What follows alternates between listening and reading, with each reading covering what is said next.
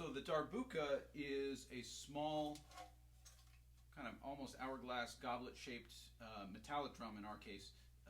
It's a drum from the Middle East. It's normally played like this, right?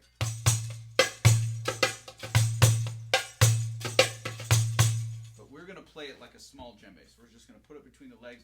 And in this case in particular, you just have to make sure that it is high enough. So this is not going to rest on the floor. This one's going to be up, elevated. And the only thing that's really special about this one for our purposes compared to the djembe is that you have to be a little quicker off of the drum. And at the edge, when you play your tones and your slaps, so to speak, it's more about your fingertips than it is about your entire finger. So if you use your entire hand on this drum, it's going to kind of overwhelm the playing surface. So what we want to do is just back up and use maybe up to your first knuckle. So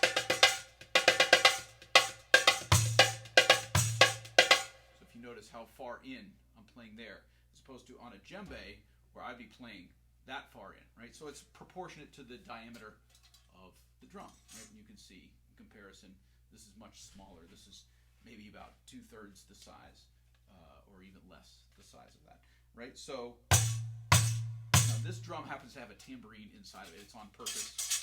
It's got a little rattle to it. Yours won't, so you'll have a cleaner, more pure sound out of it. But just remember, keep your hand moving off of the drum even more than on the djembe. And at the edges,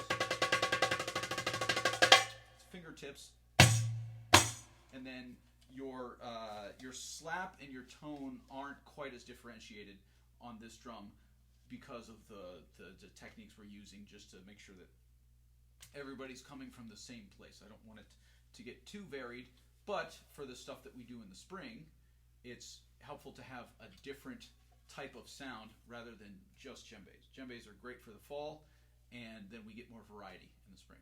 Hope this helps. See you in class.